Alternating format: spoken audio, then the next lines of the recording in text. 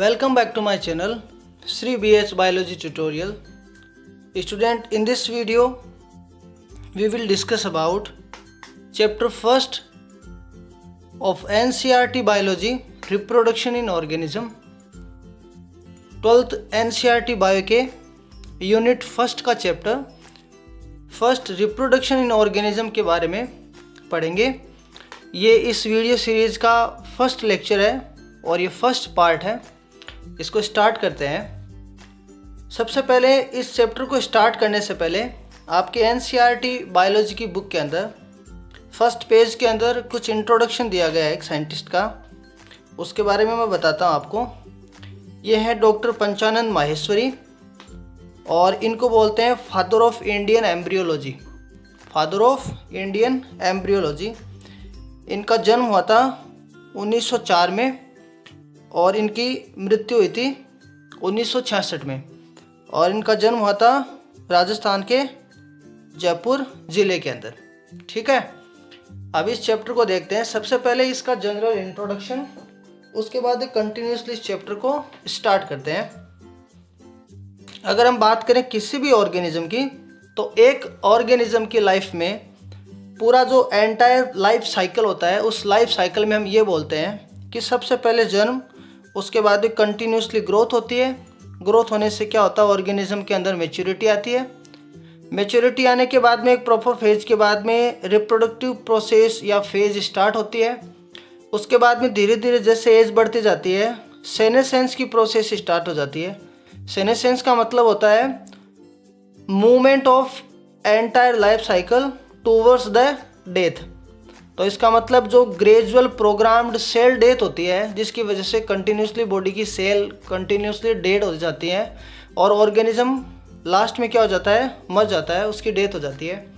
तो ये जो पीरियड है जिसको हम बर्थ से लेकर डेथ के बीच का पीरियड बोलते हैं, इसके बीच में आने वाली जितनी भी फेजेज है, ऑल फेजेज को हम क्या बोलते हैं, लाइफ स्पान। इसको बोलते हैं हम लाइफ स्पान। अब ये लाइफ स्पान किस ऑर्गेनिज्म के लिए फॉलो होता है, ऑल काइंड ऑफ मॉर्टल ऑर्गेनिज्म। किन के लिए फॉलो होता है, ऑल काइंड ऑफ मॉर्टल ऑर्गेनिज्म। अब ये जो मॉर्टल ऑर्गेनिज्म है, उनके अंदर ये ग्रोथ फेज पूरी इनिशिएट होती है, ये लाइफ साइकिल इनिशिएट होती है, जिसको हम बर्थ से डेथ के बीच में बोलते हैं। Except unicellular organism. यूनिसेलुलर जो ऑर्गेनिज्म है, लाइक अमीबा है, बैक्टीरिया है, ये ऑर्गेनिज्म क्या है, इमॉर्टल है। ये इमॉर्टल क्यों है, इसके बारे में भी एक क्वेश्चन आता है कई बार एग्जाम्स में। Why they are immortal, because they grow from old cell.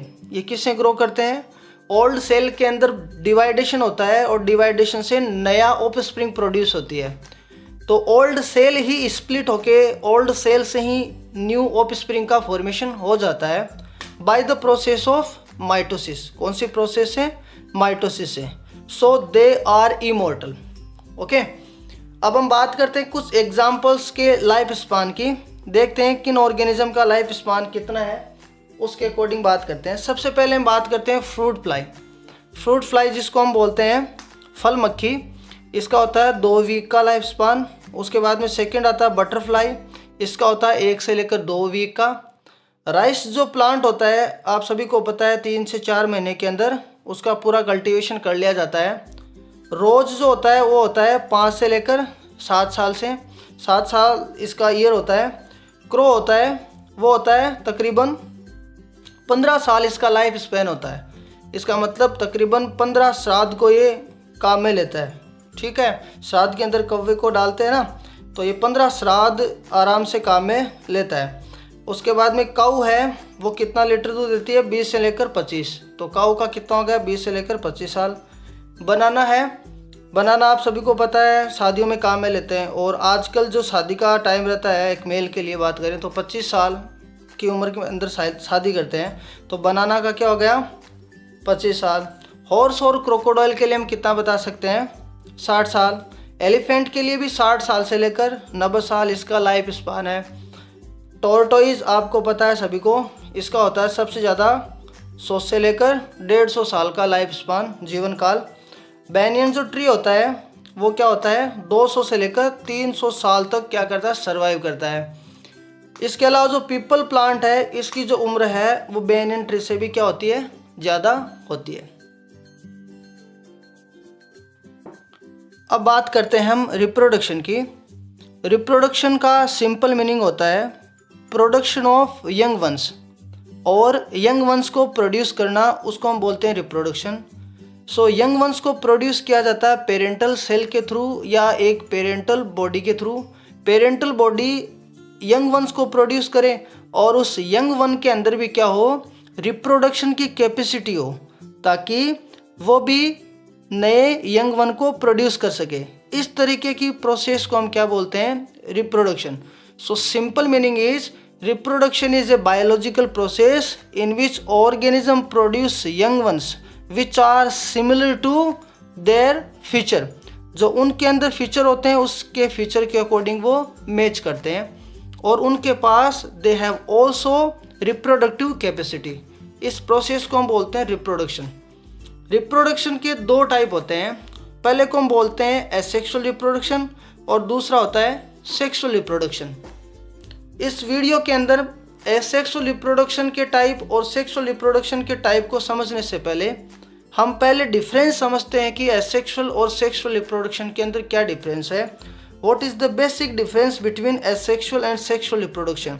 After that we will understand each and every term about related to asexual and sexual reproduction। इसके अंदर पहला जो पॉइंट है एसेक्सुअल रिप्रोडक्शन, एक का मतलब होता है विदाउट, सेक्सुअल का मतलब सेक्स ऑर्गन। हमेशा कब होता है, ऑर्गेनिज्म के अंदर बिना सेक्स ऑर्गन के या सेक्सुअल पार्ट के होता है एसेक्सुअल रिप्रोडक्शन, ठीक है। और जो सेक्सुअल रिप्रोडक्शन होता है उसके अंदर किसका इन्वॉल्वमेंट होता है, सेक्सुअल पार्ट का, involvement of sexual part. Now the second point is uniparental. Asexual reproduction always happening in uniparental body। uniparental का मतलब एक ही ऑर्गेनिज्म चाहिए, उसके अंदर कुछ चेंजेज आते हैं जिसकी वजह से वो नए ऑफस्प्रिंग को प्रोड्यूस कर सकता है, यूनिपेरेंटल होता है। एंड सेक्सुअल रिप्रोडक्शन क्या होता है, बाईपेरेंटल। इस प्रोसेस को कंप्लीट करने के लिए दो ऑर्गेनिज्म की क्या होती है, रिक्वायरमेंट होती है। Next one is formation and fusion does not occur. Formation of gamete, क्या बोलेंगे हम, फॉर्मेशन ऑफ गेमेट। तो गेमेट्स जो बनते हैं वो इसके अंदर न तो बनेंगे, नहीं उनका क्या होगा, फ्यूजन होगा, ठीक है। जबकि इस प्रोसेस के अंदर गेमेट का फॉर्मेशन भी होगा और गेमेट का फ्यूजन भी होगा। फ्यूजन का मतलब होता है गेमेट का जुड़ना। गेमेट के जुड़ने को हम क्या बोलते हैं, फर्टिलाइजेशन या सिनगेमी। तो फर्टिलाइजेशन कभी भी एसेक्सुअल रिप्रोडक्शन के अंदर प्रेजेंट नहीं होगा, जबकि सेक्सुअल रिप्रोडक्शन के अंदर क्या होता है, फर्टिलाइजेशन प्रेजेंट होता है, ठीक है। अब देखो नेक्स्ट पॉइंट, सेल डिवीजन किसके थ्रू होता है, माइटोसिस के through. As you know that there are two type of cell division, first one is mitosis and second is meiosis. Mitosis के अंदर क्या होता है, अगर एक सेल के पास 46 क्रोमोसोम नंबर है तो डिवाइडेशन के बाद में अगर वो दो सेल बनाती है तो दोनों ही सेल के पास क्रोमोसोम के नंबर कितने होंगे, 46। इसका मतलब जितने क्रोमोसोम पेरेंटल सेल लेके चल रही है उतने ही क्रोमोसोम किसके पास आएंगे, ऑफस्प्रिंग के पास या उसकी प्रोजेनी सेल के पास, ठीक है। उस प्रोसेस को हम क्या बोलते हैं, माइटोसिस। तो जब भी एसेक्सुअल रिप्रोडक्शन होता है कौन सी प्रोसेस होगी, माइटोसिस, ठीक है। अब हम बात करते हैं सेक्सुअल रिप्रोडक्शन के अंदर क्या होता है, जब गेमेटोजेनेसिस होता है। तो एक नई टर्म आ रही है gametogenesis. Formation of gametes is known as gametogenesis, ठीक है। अगर गेमेट बन रहे हैं, जैसे मान लो अगर प्लांट की बात करें तो प्लांट में पोलन ग्रेन बन रहे हैं, प्लांट के अंदर एग सेल बन रही है, तो अगर उसका फॉर्मेशन होता है तो हम उसको क्या बोलेंगे, गेमेटोजेनेसिस, ठीक है। तो वो किससे होगा, मियोसिस से। मियो मीन्स क्या होता है, हाफ, और सिस का मतलब क्या होगा, डिवाइडेशन। तो सेल का अगर डिवाइडेशन हो रहा है, एक सेल डिवाइड होकर अगर 4 सेल बना रही है तो हर एक सेल के पास क्रोमोसोम अपनी प्रोजेनी सेल, अपनी पेरेंटल जो सेल है उससे क्या होंगे, हाफ होंगे। जैसे एक सेल के पास अगर 46 हैं तो वो डिवाइडेशन करने के बाद में हर सेल को कितने क्रोमोसोम देगी, 23। तो जब हाफ क्रोमोसोम रिसीव किए जा रहे हैं हर एक सेल के थ्रू, तो उसको हम क्या बोलते हैं, मियोसिस। तो जब गेमेट का फॉर्मेशन होगा तब तो मियोसिस होगा, और गेमेट के फ्यूजन के बाद में बन जाता है जाइगोट। आप सभी को पता है मेल एंड फीमेल गेमेट के फ्यूजन से बनता है जाइगोट, और जाइगोट क्या हो जाता है, वापस से क्या हो जाता है, 2n। 2n का मतलब हो गया डिप्लॉइड। अब ये डिप्लॉइड कैसे हुआ, क्योंकि एक गेमेट के पास मान लो 23 क्रोमोसोम है, दूसरे के पास है 23, मेल गेमेट के पास 23, फीमेल गेमेट के पास 23, तो दोनों ने मिलकर कितने बना लिए, वापस से 46। तो उतने ही आ गए जितने पेरेंटल सेल के पास प्रेजेंट है। तो ये जाइगोट फिर कंटिन्यूसली डिवाइडेशन करता जाता है और ऑर्गेनिज्म की पूरी ग्रोथ होती जाती है। उसके लिए जो डिवीजन चाहिए वो कौन सा होता है, माइटोसिस। ठीक है, अभी नेक्स्ट पॉइंट देखते हैं, it occurs in somatic cell. देखो सबसे मोस्ट इंपॉर्टेंट अभी इस आगे चैप्टर के अंदर ये बड़ा इंपॉर्टेंट पॉइंट है। There are 2 type of cell, first one is somatic cell and second one is germ cell. Both are diploid but somatic cell can go for mitosis and germ cell will go for meiosis. ये किसके लिए जाएगी, mitosis के लिए, और ये किसके लिए जाएगी, मियोसिस के लिए। तो सोमेटिक सेल कौन कौन सी हो सकती हैं, जर्म सेल के अलावा बची हुई जितनी भी सेल हैं। अब जर्म सेल कहाँ पर रहती हैं, अगर एक ह्यूमन बींग के अंदर बात करें तो टेस्टिस के अंदर, और फीमेल की बात करें तो ओवरी के अंदर। बाकी की रेस्ट ऑफ द बॉडी सभी के अंदर कौन से सेल हैं, सोमेटिक सेल, पूरी बॉडी के अंदर। उसी तरीके से अगर एक प्लांट के अंदर बात करें तो एंथर के अंदर जर्म सेल होते हैं, अगर मेल पार्ट की बात करें। और अगर हम बात करें फीमेल पार्ट की तो हम बता सकते हैं कि ओवरी के अंदर जर्म सेल होती है। बाकी की बची हुई जो बॉडी है, जो रूट है, स्टेम है, लीफ है, पूरी की पूरी कौन सी बॉडी है, सोमेटिक बॉडी। तो अगर रूट, स्टेम और लीफ दूसरे किसी ऑफ स्प्रिंग को प्रोड्यूस करने में सक्षम है, वायबल है, तो उस तरीके की रिप्रोडक्शन को हम क्या बोलेंगे, asexual reproduction. Now next point is offspring are clone. अब ये देखो इंपॉर्टेंट पॉइंट है, clone. Clone is a morphological and genetically similar organism. Clone क्या बोलते हैं, जैसे मान लो आपने एक पोटैटो ले रखा है, उसको आपने कट किया और किसी दूसरी जगह पे लगा दिया, ठीक है, और उससे भी थोड़े दिनों के बाद में पोटैटो बन गया, जिसकी ग्रोथ होने के बाद में, मैच्योरिटी होने के बाद में साइज बढ़ गई। तो अभी आप डिफ्रेंशिएट नहीं कर पाओगे दोनों को कि इनमें से कौन तो ऑफ स्प्रिंग है और कौन पेरेंटल सेल है, ठीक है, या पेरेंटल पोटैटो है।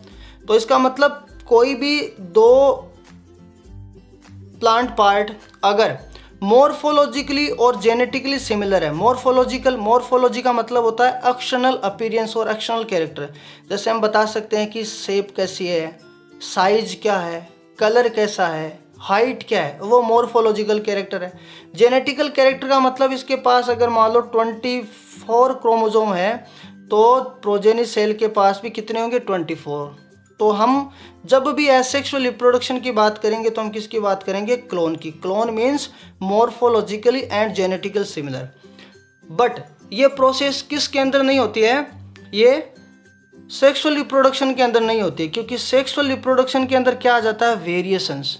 अब ये वेरिएशंस है क्या, वेरिएशंस का मतलब होता है, आपने बहुत इजीली नोट किया होगा, जिन भी ऑर्गेनिज्म में सेक्सुअल रिप्रोडक्शन होता है उसकी पेरेंटल को और ऑफ स्प्रिंग को हम देख के बता नहीं सकते कि ये एज इट इज़ के अंदर कैरेक्टर मिलते हैं क्या, एज इट इज़ कैरेक्टर नहीं मिलते हैं, कुछ ना कुछ डिफरेंस आ जाता है। उस डिफरेंस को हम क्या बोलते हैं, वेरिएशंस, ठीक है।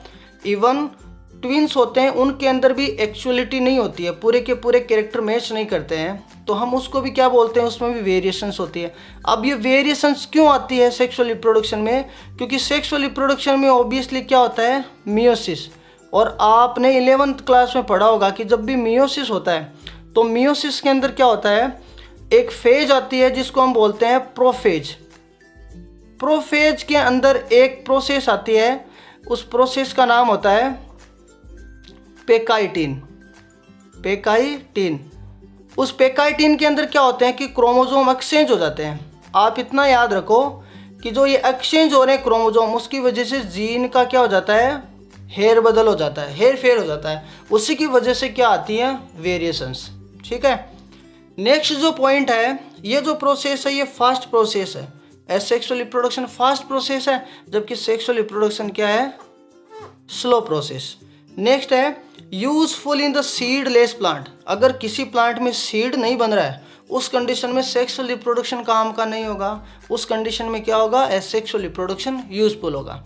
नेक्स्ट है ओरिजिन ऑफ न्यू स्पीसीज। किसी भी नई स्पीसीज को अगर बनाना है तो हम उसके लिए किसको प्रीफर करेंगे, सेक्सुअल रिप्रोडक्शन को। ठीक है, अब ये क्वेश्चन आता है एग्जाम में, why sexual reproduction is more useful for organism than asexual reproduction, और we can say advantages of sexual reproduction over asexual reproduction. ठीक है, इससे रिलेटेड एमसीक्यूज भी आ सकते हैं।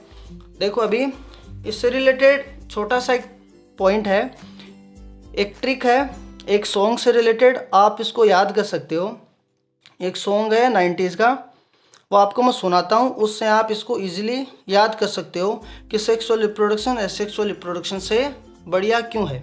ठीक है, तो सॉन्ग इस प्रकार है, ओ सावन आया बादल छाए, बुलबुल चहकी फूल खिले, आने वाले सब आए हैं, आने वाले सब आए हैं, लेकिन तुम कब आओगे। इस तरीके से है ये। तो देखो, ओ सावन आया बादल छाए, इतना सा याद करना आपको। देखो अभी आपको ये एक्सप्लेन करता हूँ मैं। ओ से रिलेटेड क्या हो गया, origin of species. Origin of species is also known as speciation. अगर किसी नई स्पीसीज का ओरिजिन करना है पुरानी स्पीसीज से, तो वो किसकी वजह से संभव है, सेक्सुअल रिप्रोडक्शन की वजह से। बी है इसके अंदर, सेकेंड है। एस का मतलब होता है सर्वाइवलिटी।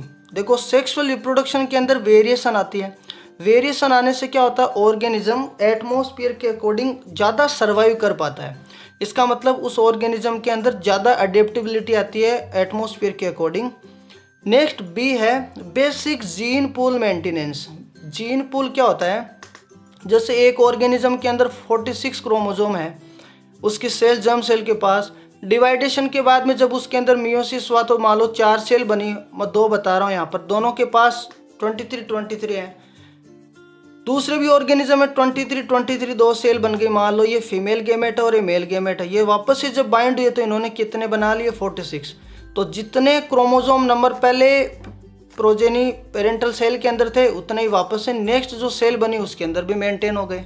तो इसकी वजह से सेक्सुअल रिप्रोडक्शन के अंदर जीन पूल क्या रह पाता है, मेंटेन रह पाता है।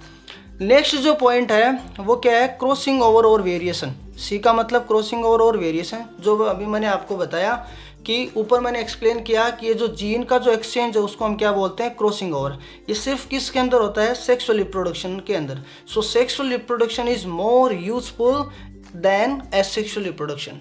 आई होप ये वीडियो आपको पसंद आया होगा। अगर ये वीडियो अच्छा लगा तो इसको लाइक करना और चैनल को सब्सक्राइब करना, ताकि इस तरीके के वीडियो आप और देख सको। और इसका जो आगे की सीरीज़ का अगला वीडियो है पार्ट 2, उसको हम नेक्स्ट क्लास के अंदर पढ़ते हैं। Thank you so much.